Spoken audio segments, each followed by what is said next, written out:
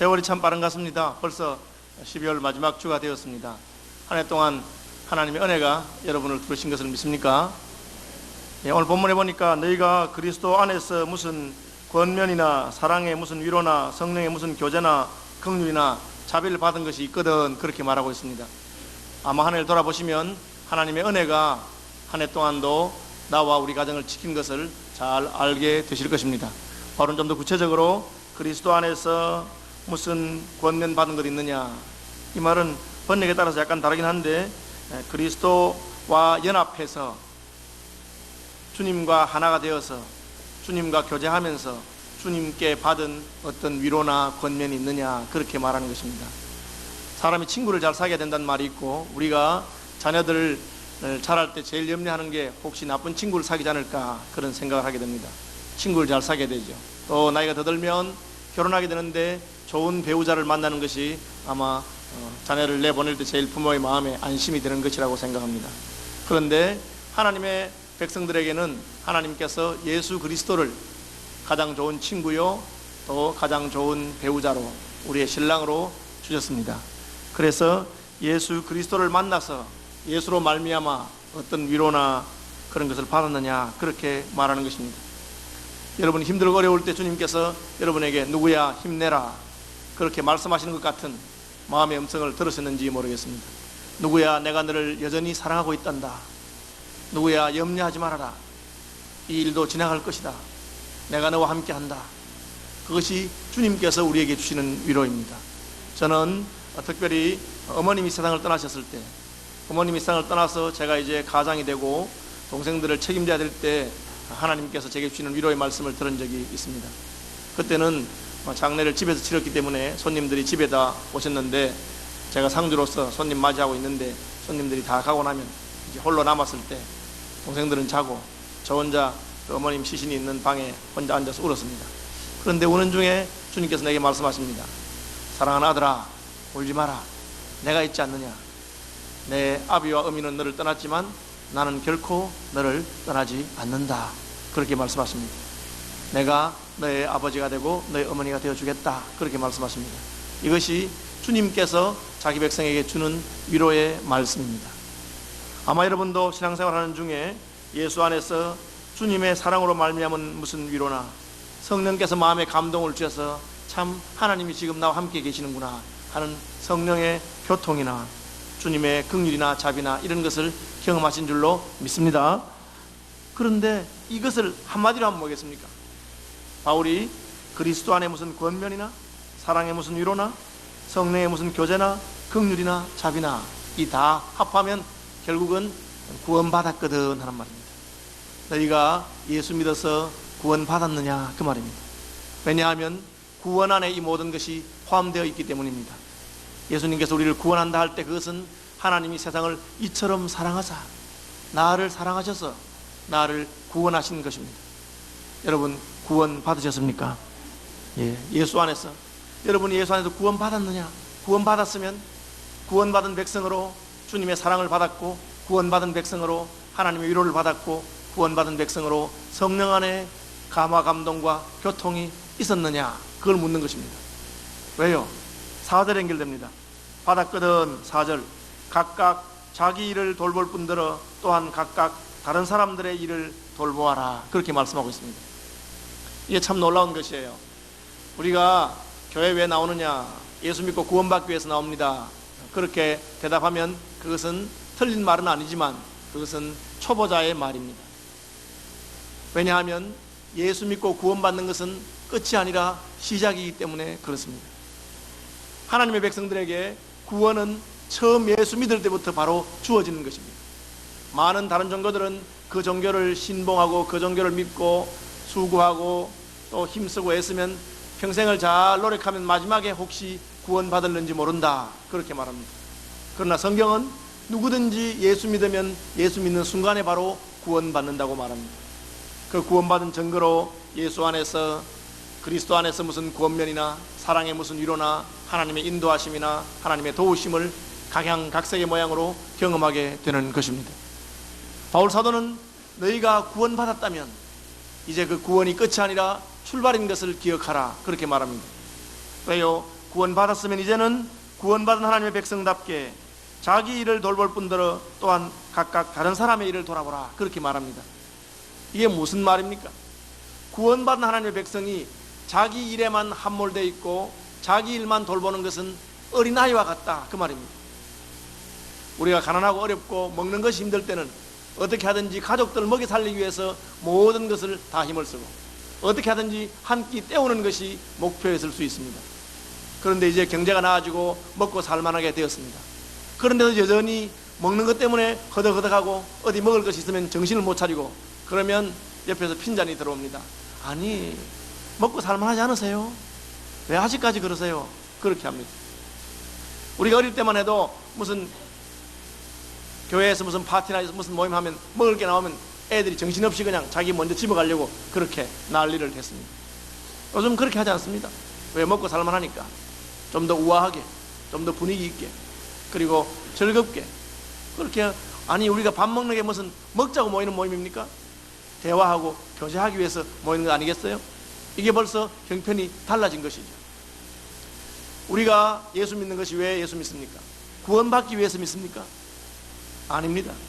우리는 구원받았기 때문에 예수 믿는 것입니다. 달라요.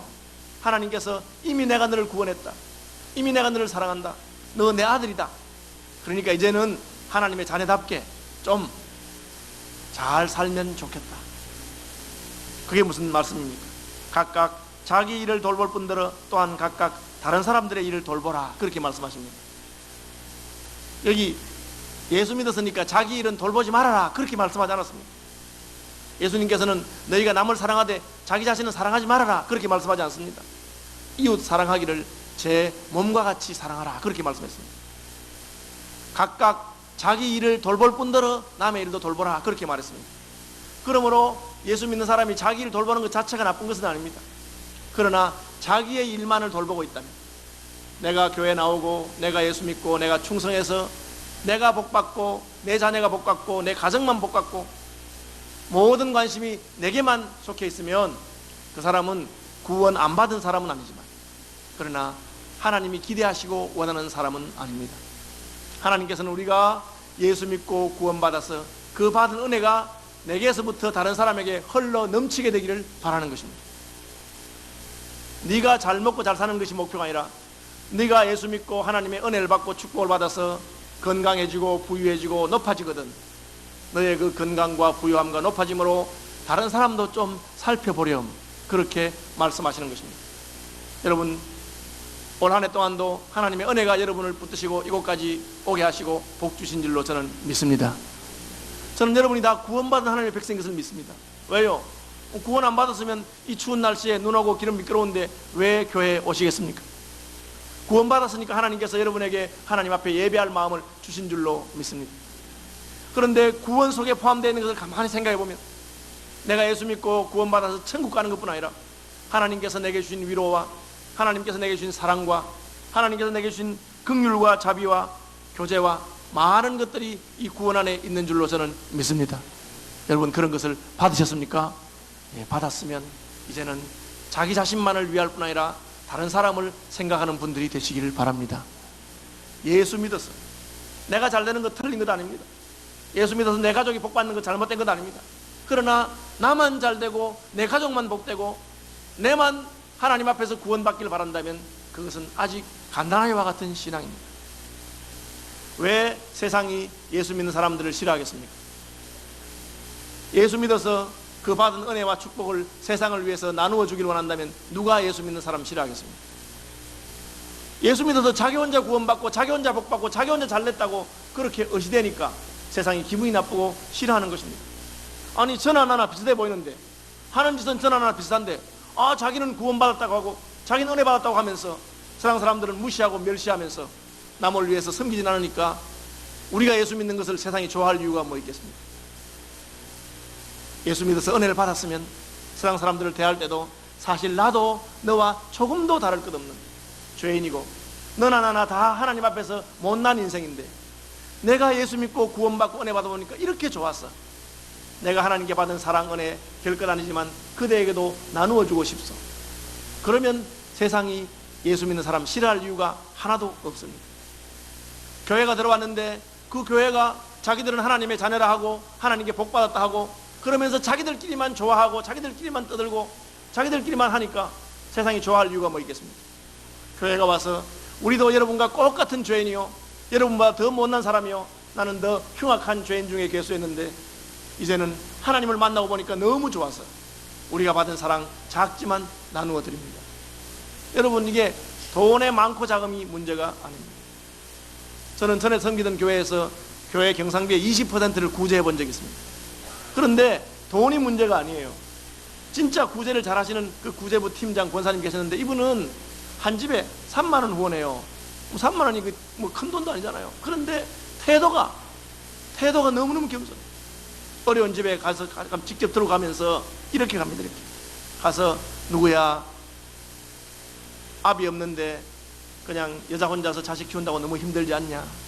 사실은 내가 뭐 평소에 대수도 아니고 보니까 너무 딱하고 또 내 옛날 생각나서 조금 들고 왔는데 너무 작다고 부끄러워서 내가 손도 안 나가지만 그러나 힘이 되면 참 좋겠다.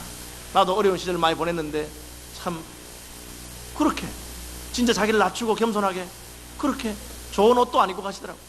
일부러 그 사람들 마음 상한다고. 그렇게 해서 사랑을 베푸니까 아무 말 하지 않아도 3년이 지나고 5년이 지나니까 다 그분들이, 할머니, 나도 할머니 믿는 예수 믿고 싶어. 나 같은 사람도 교회 나갈 수 있을까요? 그렇게 제발로. 여러분, 우리가 구원받고 하나님의 은혜와 사랑을 받았으면 각각 자기 일을 돌볼 뿐 아니라 다른 사람들의 일을 돌보는 분들이 되시기를 바랍니다. 이게 쉬운 일이냐? 쉽지 않습니다. 왜요? 막상 도와보면 속이 상해요. 여러분, 남 돕는 게 쉬운 일이 아닙니다. 구제하는 것도 굉장히 어려운 일이고 사랑을 베푸는 것도 어려워요. 왜? 고마워할 줄은 모르고 사랑을 베풀어도 뭐 내가 기대하는 그런 변화도 잘 안 일어나고 그런 것입니다. 그래서 오늘 본문에는 그냥 돈만 가는 것이 아니고 마음을 같이하여 같은 사랑을 가지고 뜻을 합하여 한 마음을 품으라, 그렇게 말하고 있습니다. 저는 젊은 시절에 공동생활도 해봤습니다. 같이 살면서 우리 수입 전부 다 한 서랍에 넣어놓고 필요한 대로 그냥 가져가서 쓰도록 4명이 같이 살아봤어요. 뭐 그 중에 한 분은 지금 교수님 되시고 한 분은 선생님 되셨고 한 분은 지금 선교사 하다가 목회하시고 같이 살아봤어요. 또 SFC 간사하면서 수입이 얼마 들어오든지 제 수입 전부 다 한 통장에 넣고 간사님들 생활비 필요한 만큼 나누어주고 그렇게 돼봤습니다. 참 좋은 일이잖아요. 근데 그렇게 해보니까 좋은 것만 있는 게 아니고 속도 너무너무 상하더라고요. 왜? 나는 한 달에 500만 원 딱 수입을 가지고 딱 넣어서 100만 원만 빼서는데 저 친구는 한 푼도 안 넣고 100만 원 쓰는 거야. 그럼 좋아야 되는데 기분이 싹 나쁜 거야. 인생이 그런 존재입니다, 여러분. 그때 제가 깨달은 게 뭐냐? 돈을 같이 갈라준다고 해서 좋은 게 아니고 먼저 마음이 하나 되는 게 없으면 아무 소용이 없는 거예요. 여러분, 제 돈 아무리 빼가도 제가 기분 안 나쁜 사람도 있습니다. 누굽니까? 내 자식들, 우리 식구들. 자네들이 달라면 내가 얼마든지 줍니다. 안 주는 이유는 딱 한 가지입니다. 혹시 돈 줬다가 애 망칠까 싶었어. 내가 돈 주는 것 가지고 얘가 더 잘되고 더 실력 연마하고 잘된다 싶으면 얼마든지 줄 겁니다. 왜 안 주겠습니까? 그게 가족이고 한 마음이 된 사이죠. 그래서 바울 사도는 남을 생각하는 것에 앞서서 마음을 같이하여 같은 사랑을 가지고 뜻을 합하여 한 마음을 품어서 아무 일이든지 다툼이나 허영으로 하지 말고 오직 겸손한 마음으로. 이게 뭡니까? 우리가 주님의 은혜를 받아서 그 사랑을 나누는데 돈을 나누고 봉사하고 섬기기 전에 무엇을 해야 되느냐? 사랑해야 된다, 그 말입니다. 한 마음이 돼야 된다, 그 말입니다. 여러분, 오늘날 많은 그리스도인들이 예수 믿고 구원받았습니다. 그러나 자기에게만 관심이 있습니다. 그래서 교회 와도 목사님하고 나하고 그냥 만나는 거예요. 눈도 잘 안 마주치고 그저 눈 마주치면 목사님 눈 마주치고 설교 듣고 내게 은혜 받고 내가 돌아가는 겁니다. 교인들에게 전혀 관심이 없습니다. 그런 교인들을 어린 교인이라고 합니다. 여러분, 예수 믿은 지 몇 년이 됐습니까? 벌써 2012년 연말입니다. 이 해가 지나가면 여러분이 예수 믿은 또 한 해가 지나가는 것입니다. 내가 예수 믿은 만큼 나의 일뿐 아니라 다른 사람의 일을 생각하고 염려하는 분들이 되시기를 바랍니다. 그럼 어떻게 해야 됩니까? 그냥 되는 게 아니에요. 한 마음을 품고 한 뜻을 품어야 돼요. 아이고 목사님 다른 사람을 돌보라니까 알았습니다. 저보고 헌금 좀 많이 하라는 그 말씀인가 보죠. 여러분 그 말이 아닙니다. 돈만 내놓는다고 해서 우리가 다른 사람을 돌보는 게 아닙니다. 돌본다고 하는 것은 그 사람의 사정을 이해하고 알게 되는 것이죠. 시민교회 교인이 2,000명이 넘었습니다. 좋은 소식이죠. 올해도 벌써 보니까 180 몇 명이 등록했습니다. 기쁜 소식입니다. 그러나 문제는 올해 등록한 180 몇 명 가운데 여러분 몇 명이나 알고 계십니까? 이 교인들 가운데 몇 명이나 여러분 친하게 지내십니까?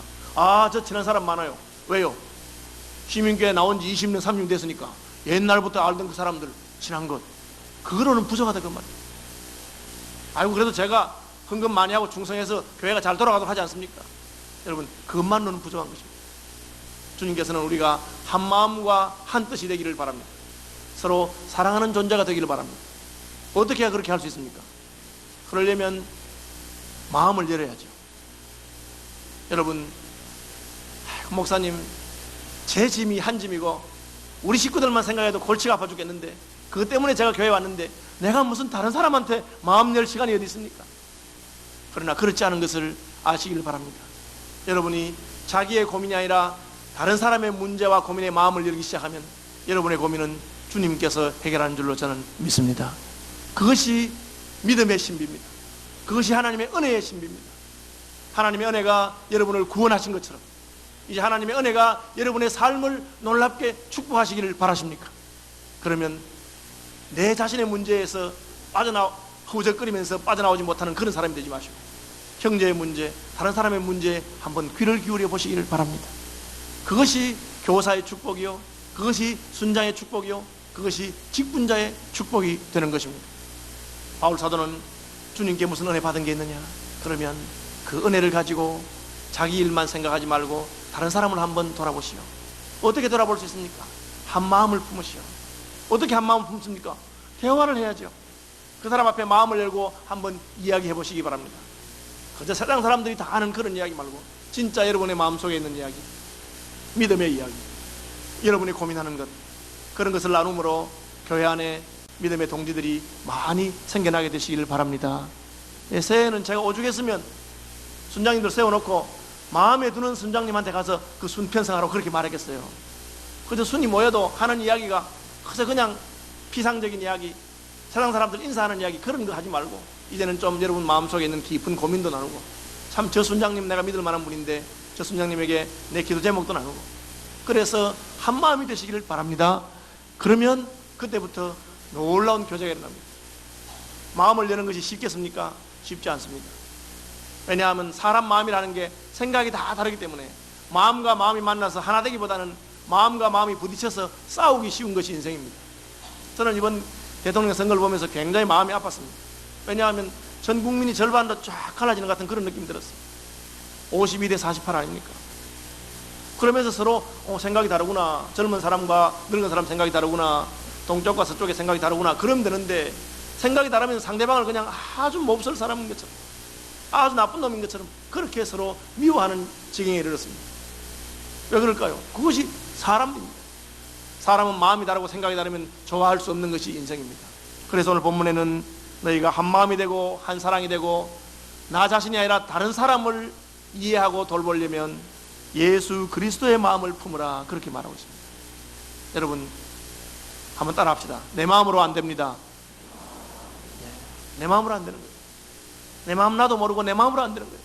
그러나 가능한 방법이 있습니다. 어떻게 가능합니까? 예수님의 마음을 품는 것입니다. 예수님의 마음이 여러분의 마음을 정복하게 되기를 바랍니다. 나는 기질적으로 지기 싫어하고 나는 기질적으로 내가 주장하는 것을 먼저 말해야 좋고 그런 사람입니다. 그러나 예수님의 마음이 들어오면 조금씩 변하게 되는 것입니다. 저는 진짜 예수님께서 제 마음에 들어오셔서 저를 많이 변화시켰다고 생각합니다.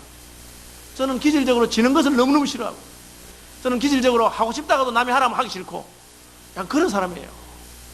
그런데도 요즘은 제가 밖에 나가서 만남을 하고 집에 돌아오면 너무너무 신기하게 생각되는 게 있어요. 참 신기하다. 나는 누구 만나면 내가 한 80% 떠들고 그 사람 20% 떠들어야 직성이 풀리는데 오늘은 난 한마디도 안 하고 계속 듣고만 왔어. 야, 살다 내가 왜 이렇게 변했을까? 그럴 때가 있어요. 왜 그렇습니까? 예수님 마음이 제 마음속에 조금 들어온 것입니다. 여러분, 예수님 마음이 여러분 속에 들어오면 형제를 불쌍히 여기고 형제를 사랑하는 마음이 생기고 내 것을 나누어 줘도 아까운 것이 아니고 기쁜 것입니다. 여러분, 그리스도 예수의 마음이 여러분 속에 들어오셔서 여러분을 전구하게 되기를 바랍니다. 예수님 마음이 어떤 마음입니까? 예수님이 늘 자기 생각이 없었겠어요? 내가 죄가 없는데 왜 죄인을 위해서 죽어야 된다고 억울한 마음이 없었겠어요? 하나님 아버지께 버림받고 십자가에 죄인도 죽는 것이 얼마나 고통스러운 건 왜 모르셨겠어요? 그래서 할 수 있으면 이 잔을 내게서 옮겨달라고 그렇게 기도하지 않았습니까? 그러나 결국은 예수님께서는 내 뜻대로 마시고 아버지 뜻대로 하옵소서. 그것이 예수님의 마음입니다. 하나님의 뜻에 내 뜻을 굴복시키는 것입니다. 여러분, 예수 믿는 사람이 그 마음속에 영적인 전쟁이 없다고 생각하십니까? 아닙니다. 여러분의 마음이 가장 큰 영적인 전쟁터인 것을 기억하셔야 됩니다. 어떤 전쟁터입니까? 내 멋대로 하고 싶고 내 좋은 대로 하고 싶고 내가 자랑하고 싶고 내가 인정받고 싶고 내가 높아지고 싶고 그것이 내 마음입니다. 그런데 이 마음 속에 예수님의 마음이 들어오십니다. 그러면 나는 인정받고 싶어서나 주님을 생각하니 내가 참는 것이 좋겠고 나는 높아지고 싶어서나 주님을 생각하니 낮아지는 것이 옳다는 생각이 들고 어찌하든지 한 해를 마무리하면서 다시 한번 여러분의 마음을 주님께 드리시는 분들이 되기를 바랍니다. 주님, 내 마음을 주께 드리오니 주님께서 내게 오셔서 내 마음을 주장하셨습니다. 내 힘으로는 절대 사랑할 수 없는데 내 힘으로는 절대 나눌 수 없는데 그러나 예수의 마음이 들어오니까 아무도 자기 것을 하지 않아. 공동체 안에 곰피반자가 없도록 나누어 주는 것을 기뻐하는 그런 역사가 일어났다고 사도행전은 우리에게 증언하고 있는 것입니다. 예수님의 본을 받은 사람들이 여럿 있습니다. 오늘 본문에 보니까 에바브라라고 하는 사람을 예를 들고 있습니다. 25절 보시면 그러나 에바브라 디도를 너희에게 보내는 것이 필요한 줄 생각하노니 그는 나의 형제요 함께 수고하고 함께 군사된 자요 너희 사자로 내가 쓸 것을 돕는 자라. 이 말은 바울이 감옥에 갇혀 있으니까 바울에게 사식이라도 좀 보내고 바울을 좀 도와주라고 에바브라 디도를 빌립보 교회가 바울에게 보냈습니다. 바울이 감옥에 있으면서 에바브라 디도의 시중을 받았습니다. 그런데 그가 너희 무리를 간절히 사모하고 자기가 병든 것을 너희가 들은 줄 알고 심히 근심한 자라. 이 말이 뭡니까? 에바브라 디도 가는데 병이 들었어요. 여러분, 사람이 병들면 어떤 마음 든지 아세요? 사람이 병이 들면 친구들이 찾아와서 위로해주고 위문해주기를 기대하는 마음이 생깁니다. 평소에는 강하던 사람도 약해지면 사람들이 와서 위로의 전화를 하나 해주면 좋겠다고 생각합니다. 저희 교회도 아파서 입원한 분들 중에 목사님 절대로 아무한테도 말하지 마세요. 그래놓고 자기가 또 딴 사람한테 말해요. 그래서 소문 다 나요. 그러면 아무도 안 돼요 이런데도 그래도 가면 다 좋아합니다. 목사님 절대 오시면 안 돼요. 그래놓고는 제가 가면 아이고 왜 오셨어요 하면서 다 좋아해. 왜? 아프니까. 여러분, 아프고 힘들고 외로워 보십시오. 오면 좋습니다. 그것이 인지상정 아닙니까? 그 잘못된 거 아니에요. 그런데 에바브라 디도가 아프다 말이에요. 뒤에 보면 죽을 병에 걸렸다 그랬어요. 그가 병들어 죽게 되었다. 그러면 어떻게 했어요? 내가 교회가 시킨 일을 하다가 병들어 죽게 되었는데 빌립보 교회가 와서 위문하고 빌립보 교회가 격려하고 그걸 바라지 않겠어요? 그런데 그 소식을 빌립보 교회에 들었다는 말을 듣고는 에바브라 디도가 너무 근심하는 거예요. 어쩔고 내 아프다는 소문이 빌립보까지 나는데 성도들이 얼마나 걱정을 하겠나. 아픈 사람이 건강한 사람들을 걱정합니다. 여러분, 이게 가능합니까? 가능하죠. 왜? 그리스도 예수의 마음을 품었기 때문에 가능한 줄로 믿습니다. 예수님이 십자가에 달리셨을 때 누가 괴롭습니까? 지금 십자가에서 물과 피를 흘리신 예수님이 괴롭지 않잖아요. 밑에서 예수님을 막 모욕합니다. 예수님이 누구 걱정하십니까? 그 사람들을 걱정합니다. 아버지여, 저들의 죄를 용서해 주옵소서. 무슨 짓을 하는지 알지 못하고 저렇게 합니다. 그렇게 하는 것입니다. 이것이 예수님의 마음이요, 이것이 선교사의 마음 아닙니까? 선교사님들이 선교 현지 가면은 현지인들 때문에 속이 터져 죽어. 한 몇 년만 지나면 막 사랑하러 갔다가 현지인들이 미워 죽어요. 하는 짓이 너무 얌체라. 그런데 그때 예수님 마음이 보면 그 사람이 밉지 않고 불쌍한 마음이 생기는 거예요. 몰라서 그런가. 여러분, 목회자에게 이 마음을 가지게 되면 교인들이 밉질 않아요. 저는 하나님이 조금은 제게 그 마음 줬다는 생각이 들어요. 왜? 교인들이 안 미워. 네, 교인들이 밉질 않아요. 여러분이 미운 짓 안 한다고 착각하시면 안 됩니다, 여러분. 아주 밉상짓 하는 사람도 있어요. 그런데 제가 미운 마음이 드는 게 아니고 안 됐어, 마음에. 나도 그랬는데, 나도 예수님 몰라서 저랬고, 나도 은혜 안 받아 드렸는데 불쌍한 마음이 드는 거예요. 그 에바브라디도 그렇게 했어요. 자기가 병들어서 죽게 되었는데 자기 아픈 거 생각 안 하고 그 교인들 생각합니다. 그러니까 어떤 역사가 나타났습니까?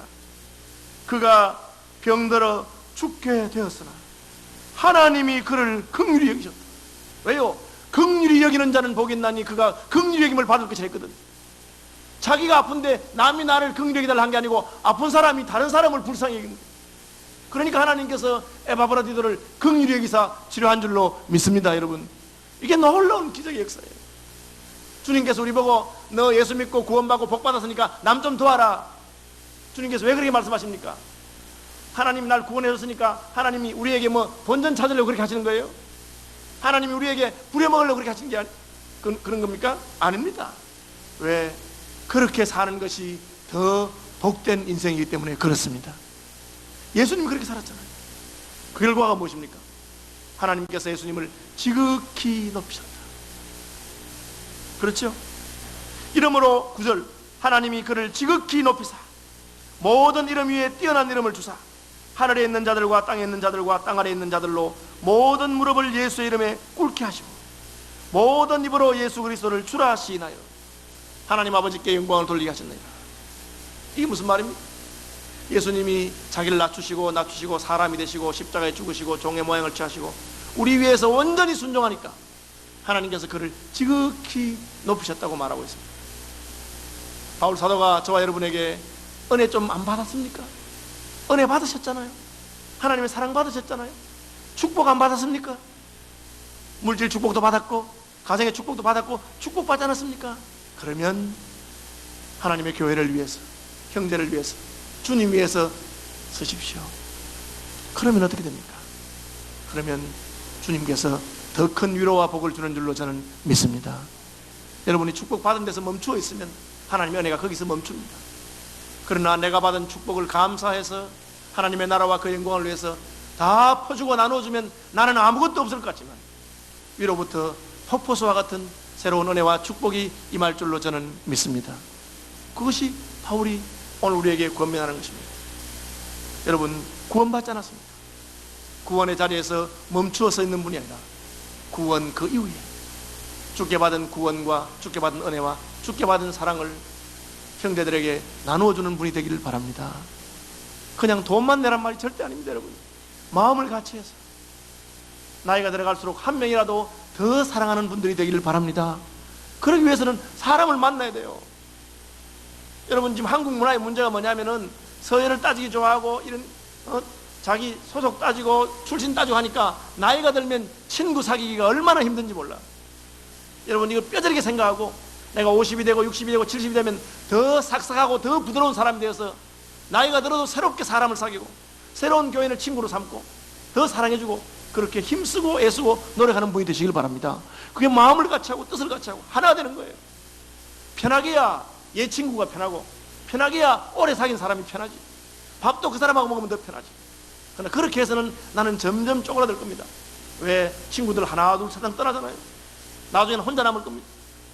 젊은 사람들 귀하게 생각하고 사귀고 새로운 사람들 귀하게 생각하고 그리고 하나님이 내게 준 복이 있으면 그 복을 나눠주는 분이 되길 바랍니다.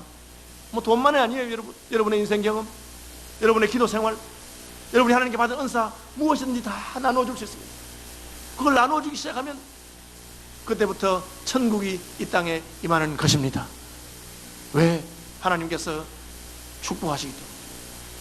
예수께서 자기의 마지막 남은 피 한 방울까지 우리 위해서 다 드렸을 때 하나님께서는 예수님을 지극히 높이사 모든 이름 위에 뛰어난 이름을 주셨습니다.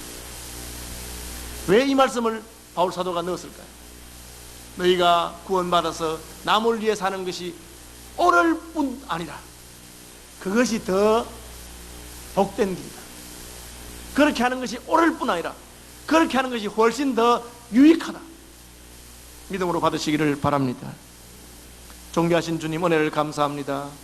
한 해를 주님이 지켜주셔서 이곳까지 왔는데 주께 받은 은혜, 주께 받은 사랑,